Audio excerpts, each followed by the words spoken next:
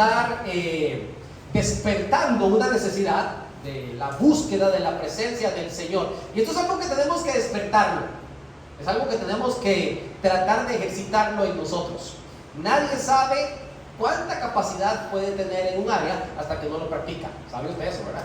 Nadie sabe. Es decir, yo jamás me imaginé años atrás, y le estoy hablando no muchos años atrás, de hecho del 2020 para atrás, jamás me imaginé ver la capacidad que, por ejemplo, necesito yo poder tener en la guitarra eléctrica, ¿verdad? Cuando Nahara era niña, tenía ciertas dificultades a la hora de cantar, ¿verdad? Un poquito desafinadita de vez en cuando, y yo decía, ay Dios mío, y esa es hija mía, ¿verdad? Y jamás me imaginé hasta dónde el Señor la iba a llevar. Es decir, el Señor nos capacita y nos prepara, nos forma conforme a su poder y su gracia, en la medida en que nosotros nos disponemos a practicar algo. Cuanto más lo hacemos, mejor nos volvemos. De ahí el viejo dicho que dice que la práctica hace al maestro. Yo he dicho aquí públicamente, y el hermano Epifanio me dijo la vez pasada que todavía me faltaba un par más para resarcir un error que dije por ahí en cuanto a los productos cosméticos, ¿verdad? Que mi suegra hace un arroz muy bueno. Oye, de verdad, hace un arroz muy bueno, al punto que yo me puedo comer ese arroz blanquito así, sin nada, sin necesario, nada más con hambre. Mientras tenga hambre, no importa, estamos bien. Pero yo le garantizo que la primera vez que se hizo ese arroz no salió así, excepto que haya sido, como decían los viejos, suerte de principiante, ¿verdad? Pues normalmente no pasan así las cosas. Yo le he dicho a la gente que recuerdo perfectamente todavía, como el día de hoy, iba a cumplir mis 18 años, y el pastor de la iglesia me dijo, Jairo, te va a corresponder dar una enseñanza el próximo culto de la noche. Dábamos cultos los martes y los jueves, y me correspondía dar el culto de jueves, que era un culto de estudio bíblico. Me dio el tema que me correspondía y me dio como más de un mes para prepararme. Y yo pasé estudiando y estudiando y estudiando y estudiando y estudiando, y copié absolutamente todo lo que tenía que decir.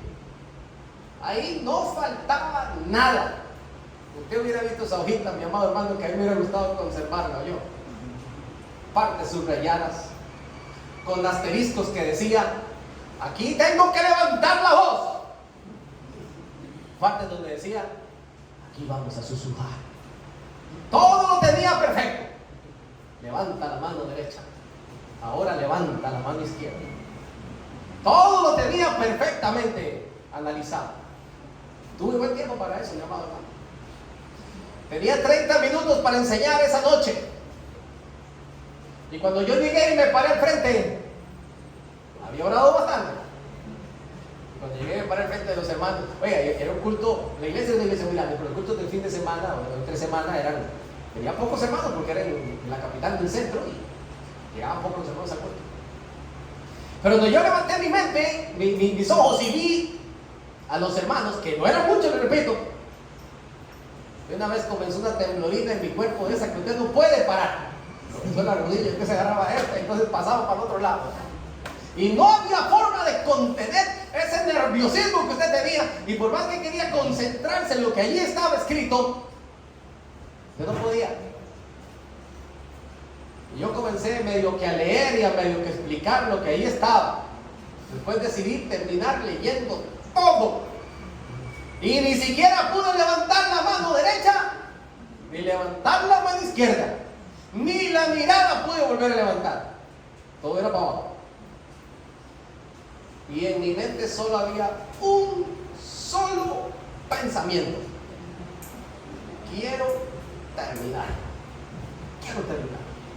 Y me apuré todo lo que pude. Demoré, mis amados hermanos, de los 30 minutos que tenía,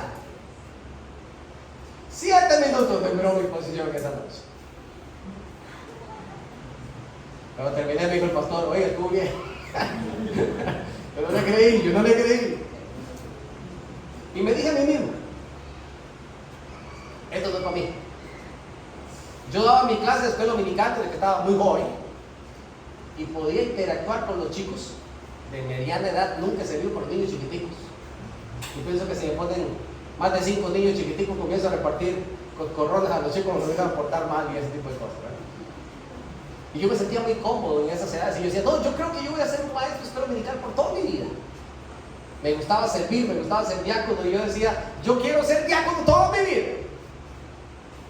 Pero eso de predicar la palabra, yo le voy a decir que eso sí es serio. Y que lo digan los hermanos que aquí ponen la palabra del Señor. Eso es serio. No es fácil. No es fácil. Y cuando nosotros ejercitamos algo, comenzamos a darnos cuenta de los alcances que Dios tiene para nosotros, que no conocemos hasta que lo ejercitamos constantemente. Cuando usted y yo buscamos la presencia del Señor, debemos aprender a despertar ese deseo, porque no sabemos hasta dónde nos va a llevar el Señor. Necesitamos entrar en su presencia. Necesitamos buscar su rostro.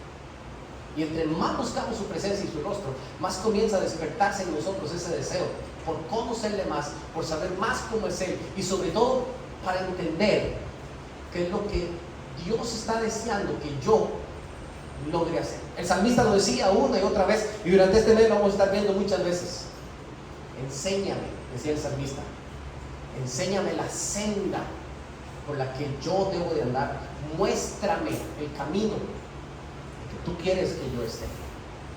Debemos de entender y disfrutar todos los beneficios que existen cuando usted y yo logramos llegar al lugar santísimo.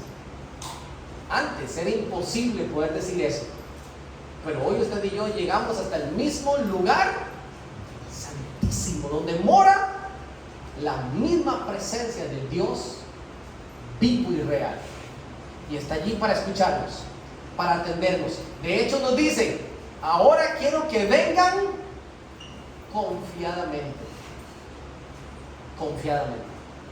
hasta el trono de la gracia. Y ese es el anhelo que el Señor tiene para con nosotros. Vamos al Salmo 119, no sé si ya usted lo ha buscado en su Biblia, que es el Salmo base que vamos a estar utilizando. Salmo 119, y vamos a estar leyendo primero el versículo 58. Salmo 119, versículo 58.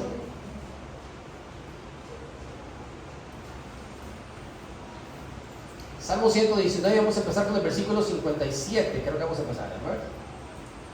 Bueno, sí, 57. Salmo 119, vamos a iniciar primero con el versículo 57. Ya hemos leído el 58, vamos a estarlo aprendiendo de memoria durante todo el mes. El versículo 57 dice, mi porción es Jehová. He dicho que guardaré tus palabras. Vamos a leer una vez más. Mi porción es Jehová. He dicho que guardaré tus palabras. Antes de entrar al versículo 58, nosotros necesitamos entender el versículo 57. Y necesitamos decir, mi porción es el Señor. Y yo me he comprometido a mí mismo. Me he dicho, guardaré tus palabras. Aquí el salmista nos está mostrando algunas cosas que para mí son muy importantes, que usted y yo también nos las hagamos propias. Y lo primero es la frase, mi porción. Cuando él hablaba de mi porción, aparece esta palabrita hebraica que está allí. Sería algo así, más o menos como shalek o shalak, una cosa así. No me pregunten bien cómo se pronuncia, porque todavía no he aprendido ni ruso como para aprender hebreo. Así que, y se lee de adelante para atrás, no de atrás para adelante como nosotros en el español común, ¿verdad? El shalek o el shalek, que Dios me perdone si no lo estoy pronunciando como es, pero bueno, es más fácil hablar del griego, porque el griego hoy en día es mudo, así que usted lo pronuncia como usted quiere, pero no con el hebreo. Pero bueno, es una palabrita hebrea. Esta palabrita está hablando específicamente de mi territorio, de mi herencia, e incluso la frase mi todo. Hay algunas interpretaciones de la palabra del Señor, algunas versiones que lo dicen o que cambian, sustituyen la palabra, por ejemplo, mi porción, la cambian por otras palabras. Le leo, por ejemplo, La Biblia en lenguaje sencillo dice en el versículo 57, Dios mío, tú eres todo lo que tengo. Hablando de mi porción, tú eres mi shalach, eres todo lo que tengo. Tú eres mi porción, de ti dependo, en ti me siento seguro.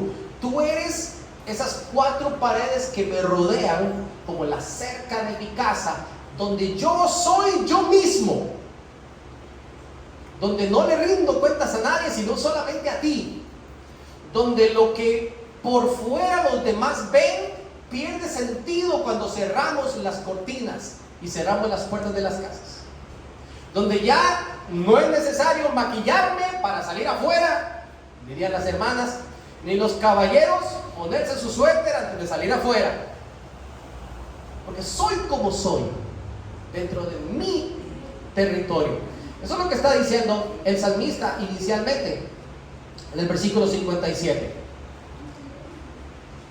Tú eres mi porción, dice el versículo 57. Y he dicho, guardaré entonces tus palabras. Cuando el salmista está hablando de mi territorio, de mi herencia, y vamos a pensar en un momentito en la palabra herencia. La herencia que se pasaba en los tiempos bíblicos no es ni similar a lo que nosotros hacemos el día de hoy cuando pensamos en las herencias. Algún familiar por allí cercano muere y posiblemente deja algún testamento. Hemos escuchado muchos cuentos de testamentos y de herencias, ese tipo de cosas. También hemos escuchado muchas discusiones y problemas que han habido entre familias por culpa de una herencia, ¿verdad? Pero bíblicamente la herencia no era pues algo que yo tengo y simplemente te traspaso. Esto era un valor, o tenía un valor muy grande que no podía ser ni vendido ni cambiado absolutamente por nadie. Porque esta herencia que yo recibo hoy no solamente le perteneció a mis padres, sino que posiblemente le perteneció a los padres de mis padres, y así sucesivamente. Y generación por generación, esto que yo recibo hoy, debo de conservarlo para que también la futura generación lo puedan tener. Por eso es que cuando nosotros leemos la parábola del hijo pródigo, es tan difícil para ellos perdonar al hijo pródigo, incluyendo a su propio hermano, porque su propio hermano pidió una herencia no para administrarla ni para cuidarla, sino que pidió una herencia para irse lejos y malgastar todo lo que tenía para luego volver a su padre como diciendo: aquí no ha pasado nada, irrecibe. Es tan difícil para ellos entender eso.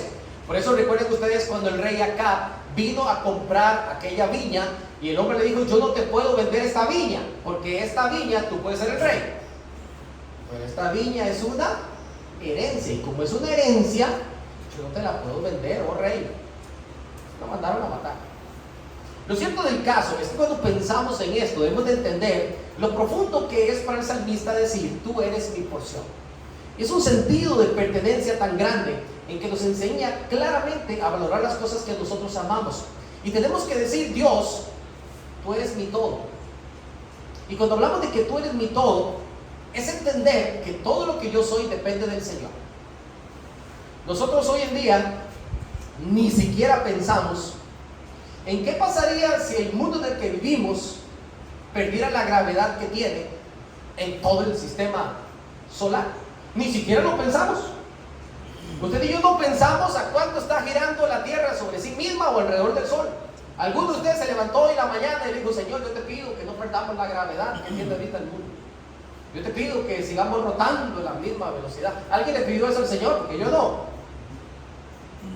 Pero usted y yo simplemente sabemos que la gravedad todavía está donde está y que el Sol se mantiene a la distancia que se mantiene y que sigue rotando y girando la Tierra sobre su propio eje alrededor del Sol.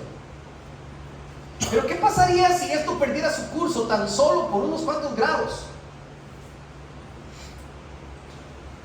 No habría forma de vivir. El mundo se convertiría en algo totalmente inhóspito. Con unos cuantos grados que se decline la Tierra, o que se separe o acerque del Sol, este lugar sería imposible que pudiese mantener la capacidad de conservar la vida humana. Con Dios sucede exactamente lo mismo. Todo lo que nosotros somos y tenemos está en las manos de Dios. Y si el Señor quisiera, en un instante, quita la gravedad. ¿Me explico? En ese sentido. El Señor revierte las cosas en un instante, si Él quisiera. Pero su misericordia es tan grande que por eso el salmista decía: Señor, ten de mí misericordia. Tú eres mi todo. Todo lo que yo soy, todo lo que yo tengo, depende de ti. A veces no pensamos mucho en esto, pero es una realidad. Usted y yo debemos de aprender a suplicar la presencia del Señor y debemos de ver a nuestro Dios como el tesoro aquel que Él es. Cuando usted busca la presencia del Señor, usted llega ante Él y usted le dice: Señor, yo necesito que tú me des no solamente la salud que necesito el día de hoy, yo necesito que tú guardes a mis familiares, yo necesito que tú bendigas las cosas que estamos haciendo, yo necesito que tú nos guardes en carretera, yo necesito que tú me des sabiduría y entendimiento, yo necesito que los problemas que estoy enfrentando con diferentes situaciones se resuelvan de la mejor manera para glorificar tu nombre. Yo necesito, Señor, que las cosas que quiero emprender tengan sentido y funcionen. Yo necesito, Señor, que mi vida comience a tener valor y hacer las cosas que a ti, que tú quieres que yo haga. Ayúdame, Señor, a ser ejemplo para los demás. Y comenzamos a buscar al Señor y a fortalecer todas las áreas de nuestras vidas en la presencia del Señor. Porque tú eres mi todo. Y literalmente estamos diciendo al Señor: no necesitamos nada más. Te necesitamos a ti. Y cuando caminamos con Él, las cosas caminan y toman el rumbo correcto. Tus palabras guardaré, dice el salmista en el versículo 57, la segunda frase, y lo dice de una manera muy contundente: he dicho que guardaré tus palabras. Le pregunto, ¿a quién le dijo el salmista que guardará las palabras del Señor según el versículo 57? ¿A quién se lo dijo? Él simplemente dice: yo he dicho que guardaré tus palabras. ¿A quién se lo ha dicho? Primero, a Él mismo, ¿cierto? ¿Cuántos están de acuerdo en eso? Primero, a Él mismo. Número dos, ¿a quién más? A Dios. Hizo un pacto con el Señor. ¿A quién más?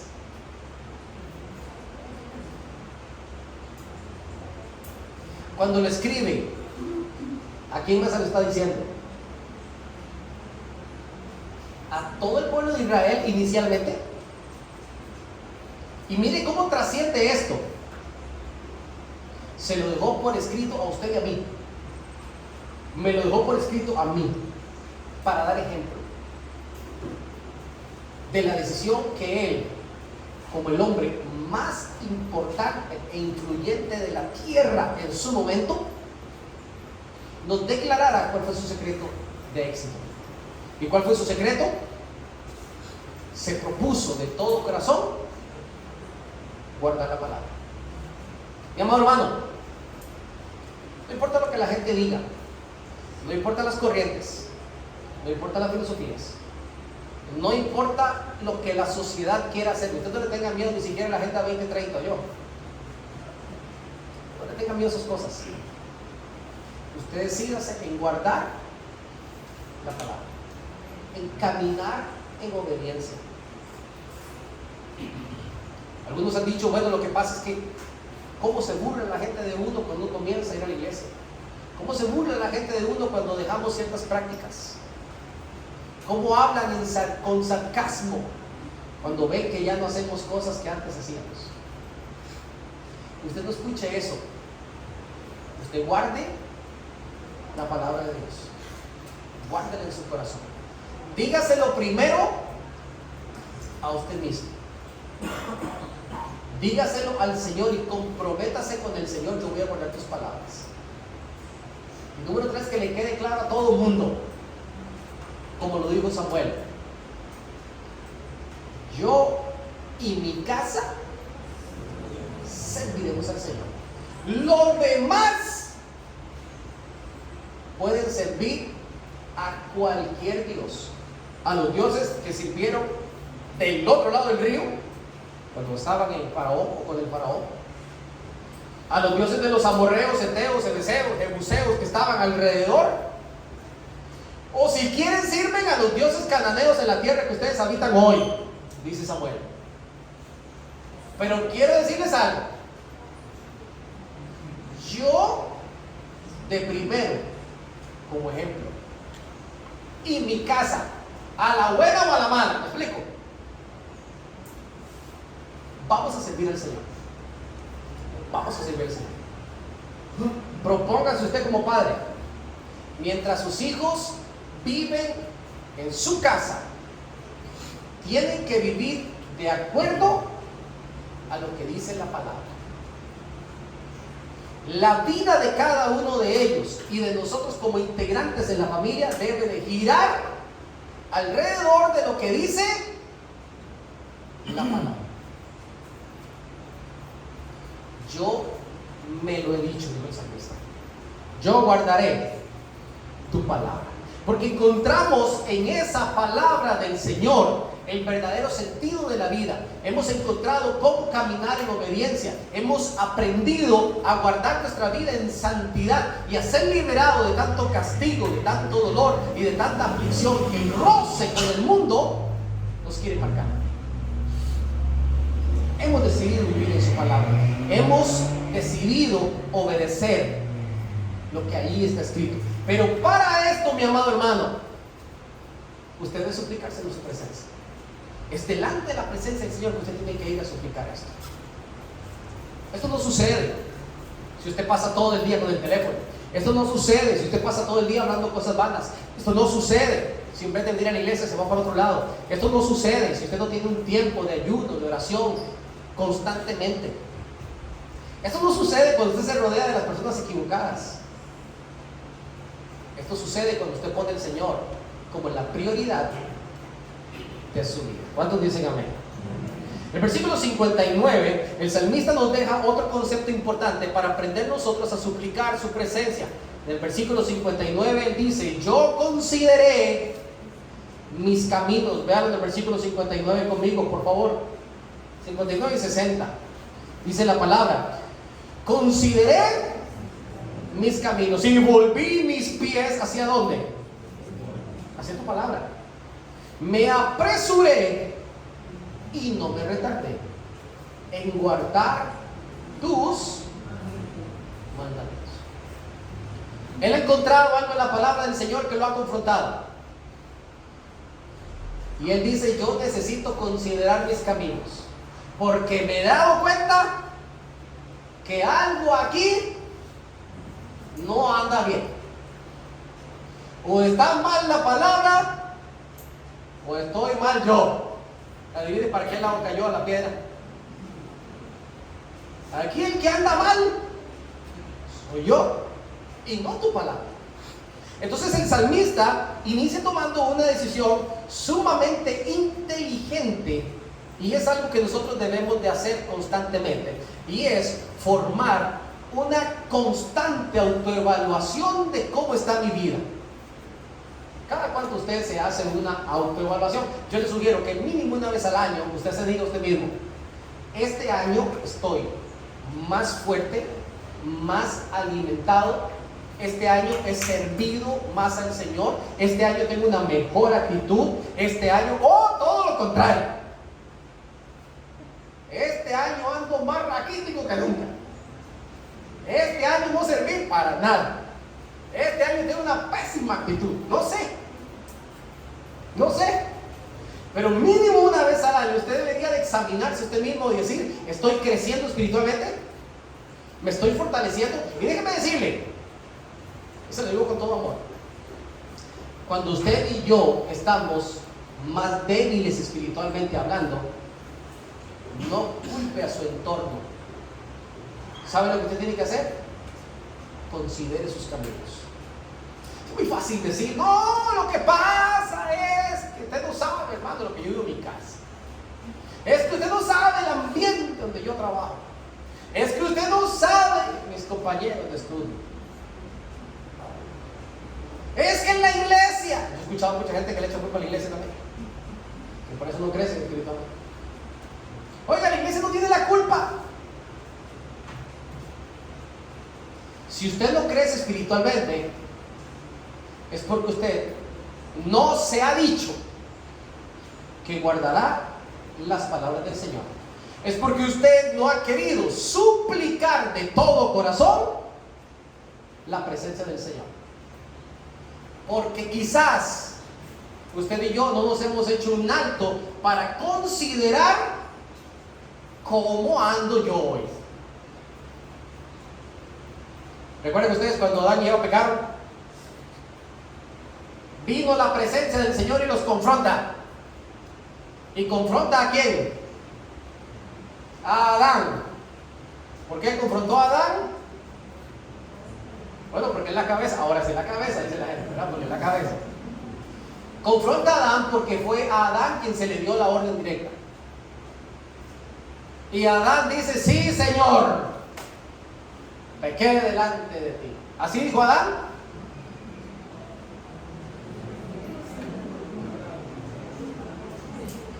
¿Le echó la culpa a Dios? No, sí le echó la culpa a Dios. Pero primero la que tenía al lado. Es que la mujer que tú me diste,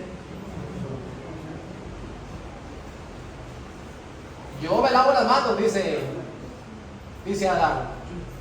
En el río Éufrates he lavado mis manos, porque la culpa es de la doña y tuya por darme. Me hubieran dado otra, tal vez no pasa la misma historia, pero medita esta.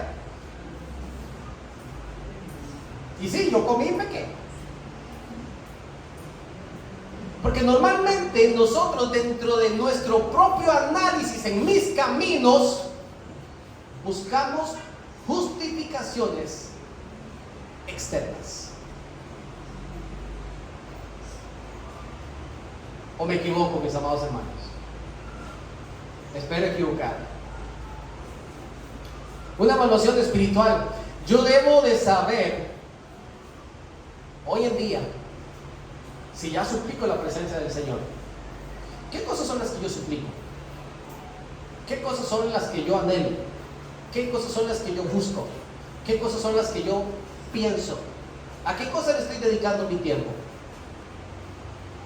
Cuando usted suplica la presencia del Señor y hace un autoanálisis, lo primero que usted tiene que revisar es el contenido de sus oraciones, si es que hay oraciones. Si hay oración, revise el contenido de sus oraciones. Eso le va a decir a usted cuáles son las intenciones que hay en su corazón. Y como lo hemos cantado en esta mañana, donde está tu tesoro, ahí también está tu corazón. Inevitable. Consideremos nuestros caminos. Pensemos: Señor, esto que yo estoy haciendo te agrada, no me lo diga a mí, porque esto tiene que agradarme a mí. Hoy en la mañana leí uno de esos estados que son serios, me explico, de gente que en realidad piensa. Alguien escribió algo como: cuando uno muere, se olvidan de uno tan rápido que te das cuenta que no vale la pena vivir por agradar a nadie, sino solamente al Señor. Parafraseando, no era literalmente así lo que decía, parafraseando. Usted no considere sus caminos para que cuando llegue a la iglesia la gente le diga: oye, hermano, ¿cómo lo felicito? Usted sí está caminando como Dios quiere que usted ande. No. Aunque si se lo dicen, qué bueno, porque están viendo que usted está caminando correctamente, ¿cierto? No tiene nada malo. Pero usted considere sus caminos para que cuando Dios te vea, usted no tenga que esconderse en la presencia del Señor como hizo Adán y echarle culpas a nadie. Tengo que aprender entonces, dentro de esta evaluación que yo tengo que hacer, a definir una prioridad y buscar al Señor intencionalmente para recordar que yo tengo una dependencia de Dios. Le pregunto: ¿usted depende de Dios? Ay, de que nosotros olvidemos que dependemos de Dios, porque Dios tiene buenas maneras para hacernos recordar que nosotros dependemos de Dios. Decía un profesor en el seminario, yo le decía al Señor en oración: Señor, pon en mí una carga, pon en mí un deseo, un amor por las personas necesitadas. Porque cuando van a recoger una canasta de amor, a mí no me sale, decía él, dar nada. Cuando yo veo a una persona pobre en la calle, yo no siento dolor, decía el profesor. Y Dios escuchó mi oración. Dice el hermano: me mandó una crisis donde viví sufriendo pobreza extrema, dijo un pensador aquí en Chiriquí. Ya salí de la pobreza, ahora estoy en pobreza extrema, decía el pensador aquí en Chiriquí. Y después de que superé esta etapa en mi vida, dijo él, adivinen qué puso Dios en su corazón: amor por el necesitado. Nosotros no podemos olvidar que dependemos del Señor, porque Dios tiene sus formas de que usted y yo recordemos que dependemos de Él. Mi hermano, cuando usted y yo hacemos esta evaluación, créame, comenzamos a entender los beneficios que tenemos en Él. Y son muchos los beneficios que tenemos, y mucho más los temores que vamos a tener o a vivir cuando estamos lejos de la presencia del Señor. Cuando usted y yo estamos lejos de la presencia del Señor, nos comenzamos a parecer más a este mundo. Y ni siquiera a usted mismo le va a gustar la imagen que usted mismo está presentando. Te vuelves arrogante, te vuelves seco, te vuelves tosco, necio, frío, te vuelves hiriente, tajante, inflexible cuando estás lejos de la presencia del Señor. Y como dijo un amigo mío allá en Costa Rica, estás montado en la planadora y el que quiere que se suba, porque si no, le pasas por encima. Eso sucede cuando usted y yo estamos lejos de la presencia del Señor. Y ahora necesitamos buscar la presencia del Señor. Dice el punto número 2: volví mis pies a tus testimonios. ¿Lo vieron en el versículo 59 de la segunda frase? Versículo 59 de la segunda frase: una vez que consideré mis caminos, yo volví mis pies a tus testimonios. Es el hecho de aprender a que yo debo de perfeccionar mis caminos cada día. Si usted y yo hemos tomado la sabia decisión de suplicar la presencia del Señor y tratar de caminar cada día, y dentro de esta evaluación yo me veo a mí mismo y yo digo: oye, voy mejorando, oiga, estoy creciendo, dele gracias a Dios y siga considerando sus caminos, porque resulta que siempre hay cosas que usted y yo podemos hacer mejor. Siempre hay cosas que tenemos que mejorar. A esto le llamamos perfeccionar.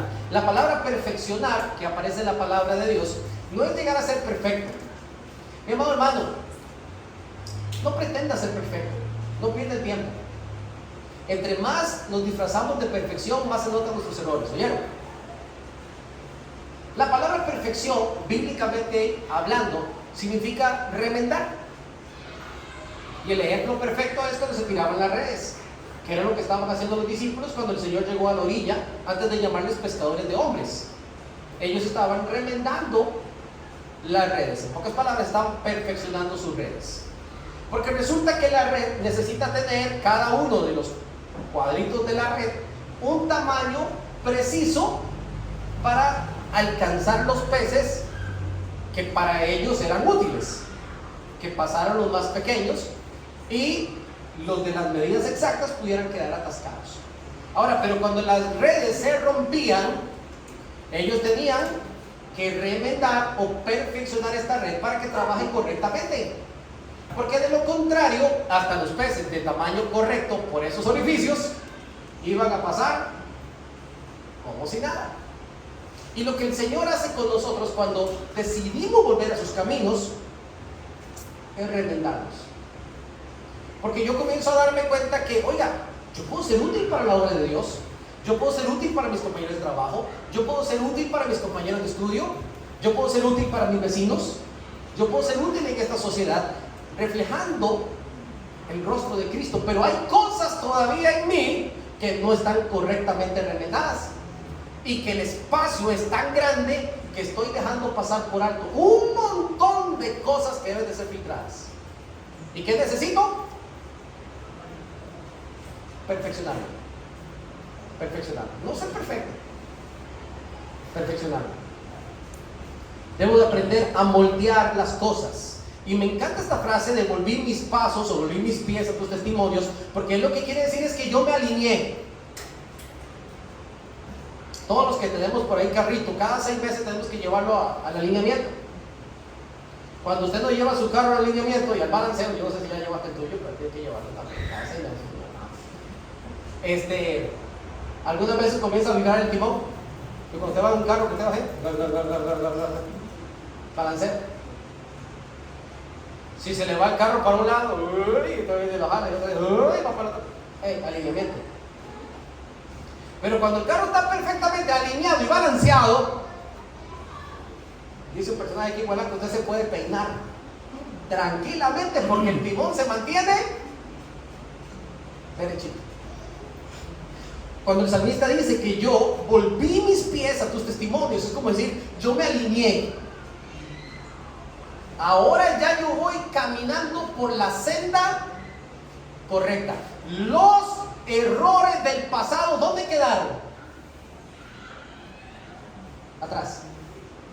Pero ahora, yo por tus misericordias estoy alineado. Ahí voy. Ahí voy.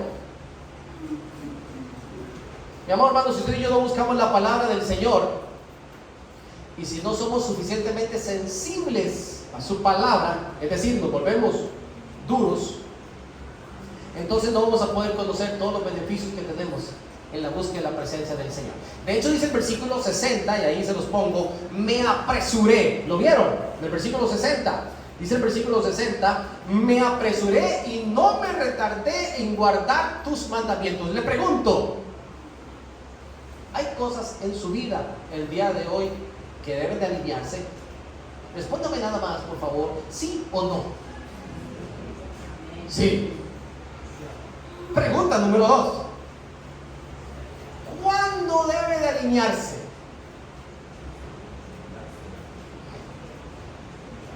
¿Cuándo debemos de alinearnos? El salmista dice, por experiencia propia, me apresuré y no me retardé. Si alguien no entendió el me apresuré, tal vez entendamos el no me retardé. Pero lo dice 2 veces, diría mi abuela, de adelante para atrás y de atrás para adelante, como para que lo entendamos. ¿Qué es lo que nos quiere decir el Señor?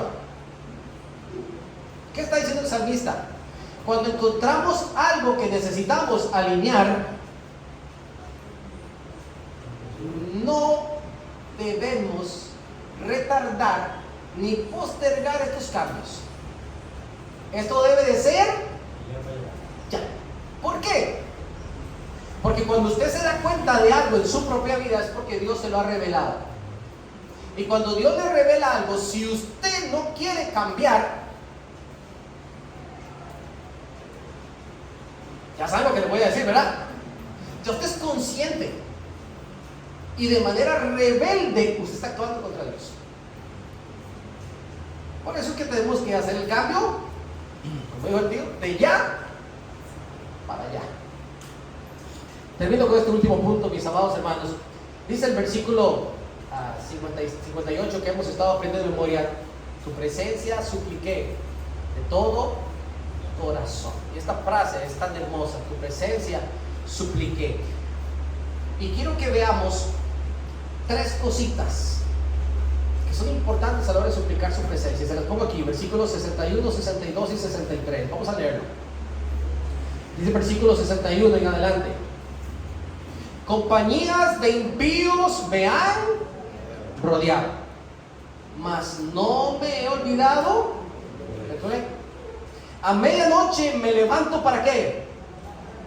Para alabarte. por tus justos juicios. Compañero soy de todos los que te temen y guardan, así como yo, tus mandamientos. Cuando usted y yo suplicamos la presencia del Señor, número uno, no olvide esto: usted y yo suplicamos la presencia del Señor en medio de quien sea que le esté rodeando. Hay un ejemplo muy básico que siempre utilizamos para esto. Estamos en el tiempo del almuerzo, en el trabajo, en el centro de estudio. Y en el momento en que usted toma su plato para proceder a comer, o si está en un restaurante de manera pública, en el momento en que usted va a comer, ¿qué es lo primero que usted tiene que hacer? Ya hasta puse a llorar a la chica también de comer. ¿Qué es lo primero que tenemos que hacer? Orar. ¿Cuántos sabemos que tenemos que orar antes de comer? No ore muy largo, porque él va a comer, no se enfría la comida, se le mosquea. Tampoco diga como dijo aquel otro: de codo a codo bendigo todo. Tampoco así, ¿verdad? Pero usted está en un lugar público, en un restaurante, le trae la comida. En medio de quien usted esté, suplique la presencia del Señor, ¿oyó? Y mucho más si está en un restaurante. Porque si usted está comiendo en un restaurante, es porque Dios le ha dado no solamente la oportunidad de tener sus alimentos, sino incluso hasta pagar por un pequeño lujito, ¿cierto? Con más razón dele gracias a Dios. Si está con su familia, tómese las manos con la gente ahí mismo, agárrate la manita, como en la casa, y ore en voz alta. Tampoco como los fariseos, pero ore, ¿me explico? En el trabajo, voy a ver qué me echó aquella, dijo usted, ¿verdad? Y abre ese lonche. Antes de comerse ese lonche, ¿qué tengo que hacer? Hay un montón de impedidos que ya, deje siempre tapado el lonche. Deje siempre tapado el lonche. Este consejo les doy, porque también he trabajado en construcción. ¿No? Deje tapado el lonche. No lo destape. Ore primero, luego lo destapa. Porque cuando usted dice amén, y más si usted dijo: Señor, dale alimento a aquel que no tiene, eso se puede convertir en algo real. Usted abre sus ojos y ya no está la presa, ni las tajadas. Déjelo tapado y ore en medio de quien usted esté. ¿Me explico?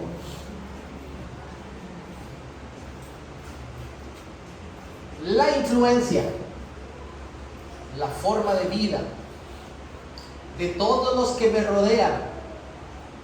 Y dice el salmista que son impíos. ¿Me explico? Él está ya proponiendo un escenario en el que usted y yo nos movemos todos los días.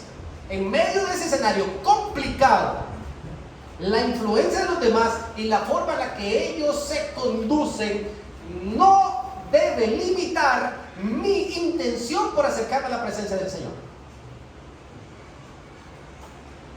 Jamás se avergüence de eso, mi amado Armando. Yo decía un jefe mío en Costa Rica: vergüenza debe dar ver a un hombre caminando con otro hombre de la mano, y no le da vergüenza, ¿cierto? Si ellos no se avergüenzan de lo vergonzoso, dijo el cantante Alex Zurdo, ¿cómo yo he de hacerlo de algo tan poderoso? ¿Cierto? ¿Cierto? Porque esto es poder de Dios para salvación a todo aquel que cree. No se avergüence de eso, mi amado hermano. No se limite en su intención de acercarse a nuestro Dios por la mala influencia o el camino de las personas que le rodean. Por el contrario, impáctelos. Impáctelos.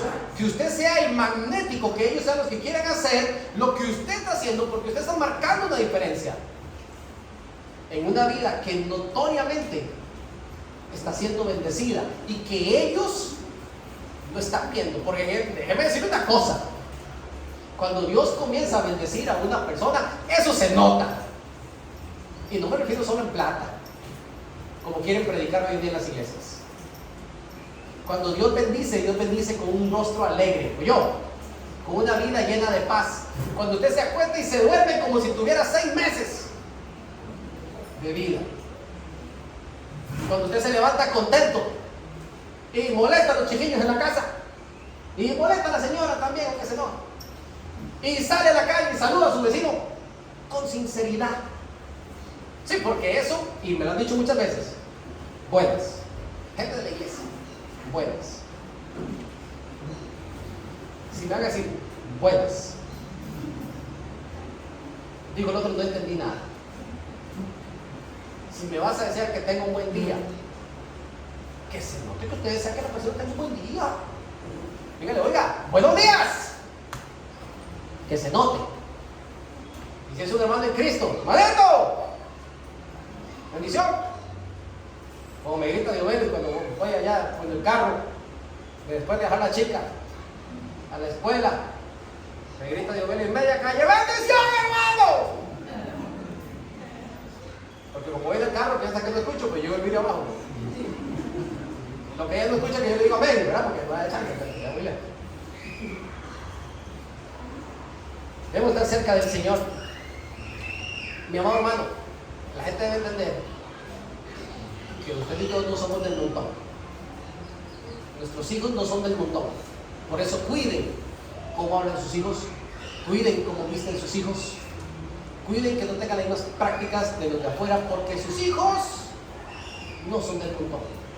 Su familia no es del montón de personas que nos rodean, dice el salmista. Nosotros hemos decidido examinar mis caminos y alinearlos según sus testimonios. ¿Está conmigo?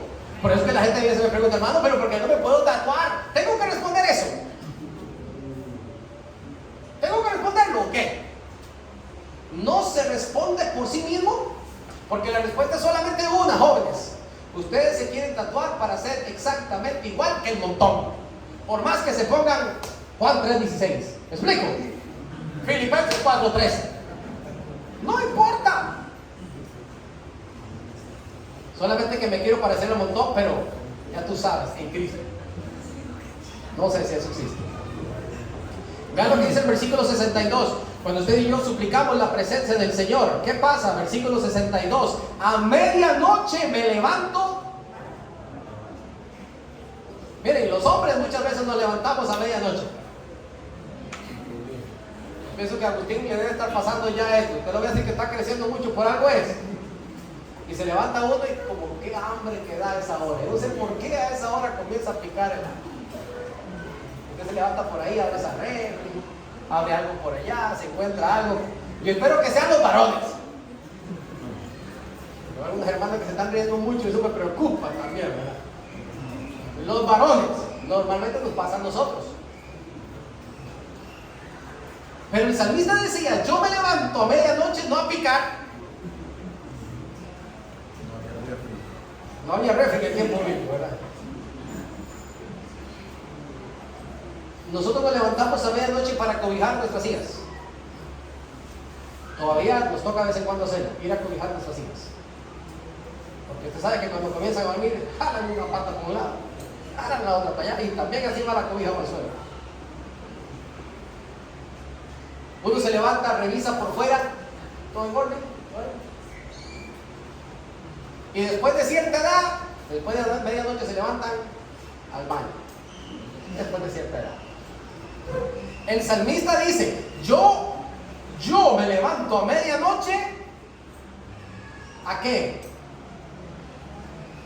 Cuando él se levanta a medianoche, él comienza a meditar en todas las bendiciones de Dios a su vida y automáticamente en él brota una palabra de alabanza a su Creador. Esto pasa cuando usted y yo estamos conectados con el Señor. Practíquelo, eso es bien bonito. Cuando usted se despierta a la madrugada, póngase a orar. Apenas usted se despierta, póngase a orar. Qué bonito darle gracias al Señor. Y termino con el versículo 63. Compañero soy. La palabra es compañero. es diferente a compañías, del versículo 61. Compañías es la gente que me rodea. Compañero, soy de los que le temen al Señor. Compañero tiene que ver con el hecho de compartir. Son mis compadres, mis cuates, diría el mexicano, mis carnales, ¿verdad? Esos que están ahí cerquita mío, no los que me dan like en las redes sociales. Esos no son sus amigos, y curiosamente se le llaman amigos. Esos no son sus amigos. Amigos son aquellos con los que usted puede abrir su corazón y no vas a ser juzgado. Aquellos son los que usted puede hablar con confianza y usted le dice: bueno, te voy a contar esto, no le diga a nadie, y usted sabe y descansa por completo en una persona que es leal. ¿Y sabe por qué es leal? Porque le teme al Señor. Le teme al Señor. Una persona que le teme al Señor es leal, y ese es un verdadero amigo. Un verdadero amigo. Alguien que en verdad está cerca del Señor, y que tu carga no solamente es tuya, sino que ahora es nuestra, y juntos la presentamos delante del Señor. Por eso en el Salmo 1, el salmista inicia justamente hablando de esto: bienaventurados son aquellos que no anduvieron en caminos de pecadores, que no escucharon el consejo de pecadores, que no se sentaron a compartir en silla de escarnecedores. De esta gente, dice el salmista, yo con ellos no quiero estar. Incluso utiliza la palabra aborrezco, dice el salmista, ese tipo de compañías. Yo quiero estar unido a aquellas personas que también temen a tu nombre. Para que usted pueda ser verdaderamente amigo de los que temen al Señor, le tengo una buena noticia. Solo tiene que cumplir un requisito, y es que usted también tiene que tener temor del Señor en todas las cosas. Porque si no, usted le va a caer mal la gente que teme al Señor, y usted va a ser un bueno para criticarla también. Pero cuando usted está del lado correcto, ellos se convierten en verdad en tus compañeros. En tus compañeros. Hermanos, tenemos que suplicar la presencia del Señor en medio de quienes me rodean, así sean quienes sean. Tenemos que buscar la presencia del Señor aún a medianoche, en el amanecer, cuando me levanto y alabo al Señor, así como lo hacía Pablo y Silas, que a medianoche, después de haber sido azotados, estando en lo más profundo de la cárcel, de sus labios brotaba una alabanza para el Señor, porque reconocían que si aún estaban con vida, es porque el Señor tenía propósitos para ellos. Celebre cada día, mi amado hermano. Compañeros, soy de los que le temen, así que mi amistad, mi confianza, mi consejo siempre será para aquellas personas que también confían en el Señor. Tu presencia supliqué de todo corazón, y que el Señor nos ayude en este mes a alinearnos en esto que es agradable delante del Señor.